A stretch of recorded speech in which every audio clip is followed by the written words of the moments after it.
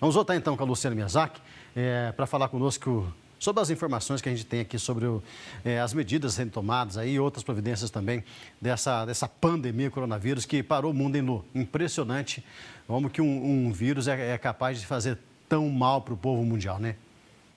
Exatamente isso, né, Cid? Por isso a gente vem reforçando isso para cada um se cuidar, para todo mundo se prevenir da melhor forma possível e quem puder ficar em casa, porque a coisa é séria, assim. Bom, a gente estava comentando então sobre essa reunião que terminou agora há pouco, com os secretários de saúde dos 21 municípios que fazem parte da 17ª Regional de Saúde. Lembrando, tá, essa reunião foi virtual e entre as decisões ficou definido que cada município vai ter que ter um atendimento específico para casos suspeitos. Maria Lúcia Lopes, que é chefe da 17ª Regional, como é que vai ser isso? Esses 20 municípios vão ter que ter um atendimento especializado aí para doenças respiratórias, problemas respiratórios? Boa tarde novamente. Boa tarde, Luciane. Boa tarde, telespectadores. Bom, a reunião foi virtual, né? E o que foi que nós combinamos? Nós estamos vivendo duas epidemias simultâneas, a epidemia de dengue e a pandemia do coronavírus.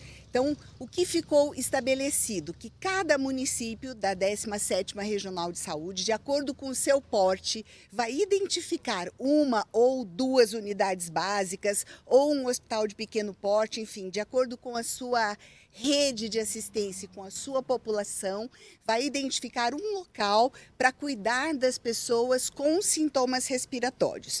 Isto é um jeito, primeiro, de não misturar as pessoas e evitar aglomerações e contágios. E uma outra questão também é de você reduzir recursos, porque aí você centraliza máscaras, luvas, aventais, gorros, todos em uma única unidade, e você também tem uma possibilidade maior de ter trabalhadores muito mais treinados para atender estas pessoas. Por exemplo, então Londrina tem um centro de atendimento especializado para dengue, passaria a ter também, assim como os outros municípios, um específico para casos suspeitos do novo coronavírus. E aí lembrando também que esse vírus ele é de muito fácil transmissão, né? Isso mesmo, Luciane. Londrina, por exemplo, tem se organizado, assim como os demais municípios. Provavelmente uma das UPAs permaneça como UPA de referência para sintomas respiratórios e mais algumas unidades básicas de saúde, considerando que nós temos uma população de quase 600 mil habitantes. Em relação a essa questão da alta disseminação do vírus, né, da facilidade de propagação da doença, ela tem uma vantagem que ela tem uma baixa letalidade, ou seja, ela mata menos, em contrapartida, ela tem uma alta transmissibilidade. Então, o que nós combinamos hoje com todos os secretários? Primeiro, a orientação para que as pessoas fiquem em casa, certo? Exceto quem efetivamente precisa trabalhar, que é o nosso caso, né? As demais pessoas devem ficar em casa. Se você tiver sintomas leves, por exemplo, coriza, uma tosse seca, um ligeiro mal-estar, fique em casa. Depois nós podemos disponibilizar. Londrina tem um 0800, o Ministério da Saúde tem 0800, o Estado do Paraná, a CESA tem um 0800 e você deve se tratar em casa. Como você vai se cuidar? Cuidando de si para cuidar do outro, pensando que você é uma pessoa contaminada. Portanto, você usa máscara, você separa talher, prato, copo, toalha, tudo. Você se portar como uma pessoa contaminada e evitar o contato com as outras pessoas da família. Se você, porventura, é grávida, tem uma doença que está gestante, tem uma doença crônica, e suponhamos você tem um estado gripal um pouco mais intenso, mesmo assim você fica em casa. O tratamento é hidratação, no mínimo 2 litros de água por dia, boa alimentação, isso significa comida de verdade, frutas, legumes, carne, arroz, feijão, batata, certo? Chips, bolachas, essas coisas são todas desnecessárias. Agora é comida de verdade, tratamento sintomático se você tiver dor ou febre, sono e repouso. Independente de onde você esteja, almoçar é imprescindível, dormir 8 horas por noite é imprescindível. Quando que é o sinal para procurar realmente um atendimento de saúde? Perfeitamente. Em que momento você procura? Essa sua pergunta é muito boa, né? Bom, quando você tiver tosse seca repetida, Minha avó chamava de tosse de cachorro, é mais ou menos isso. Tosse seca repetida. Quando você tiver febre e você começar a sentir dificuldades para respirar, esse é o momento de procurar o serviço de saúde.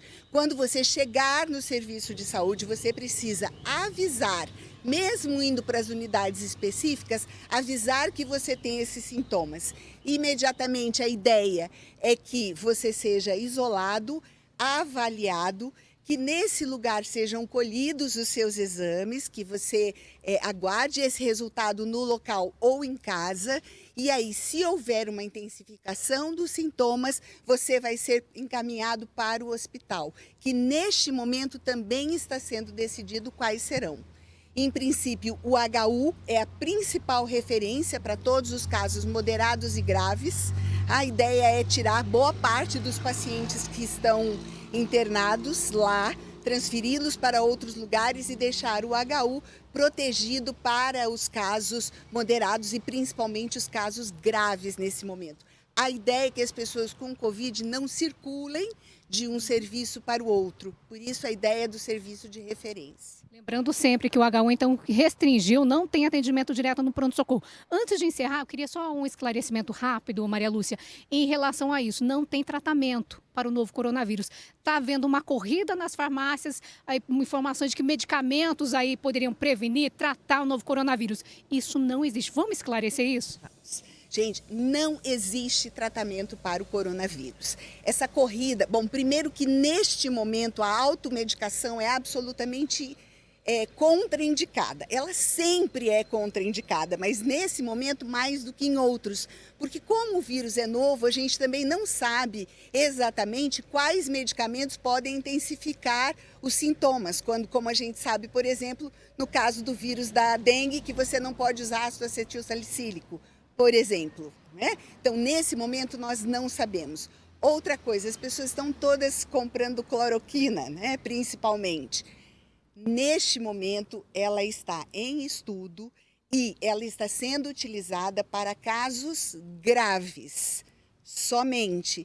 Então, tem até um certo pedido para as pessoas que, porventura, imaginaram que esta poderia ser uma fonte de cura, para que elas devolvessem a medicação, porque ela começa a fazer falta para as pessoas que realmente precisam.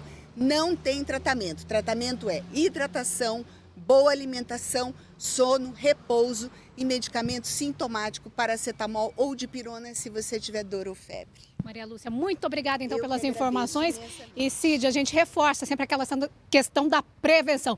Bora lavar as mãos com frequência, água e sabão de preferência. Se não tiver álcool gel, mas água e sabão já está de bom tamanho, né? Exatamente, Lu. E ela citou muito bem, né, sobre o medicamento que o pessoal está correndo para a farmácia, que é um medicamento utilizado por quem tem lúpus. E tem muita gente que tem essa doença e que não está achando medicamento mais.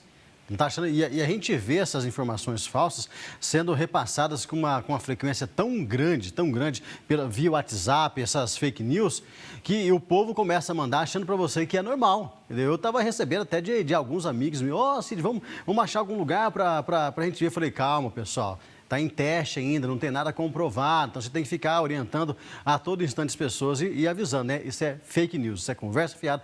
Por enquanto, não tem ainda cura para o coronavírus.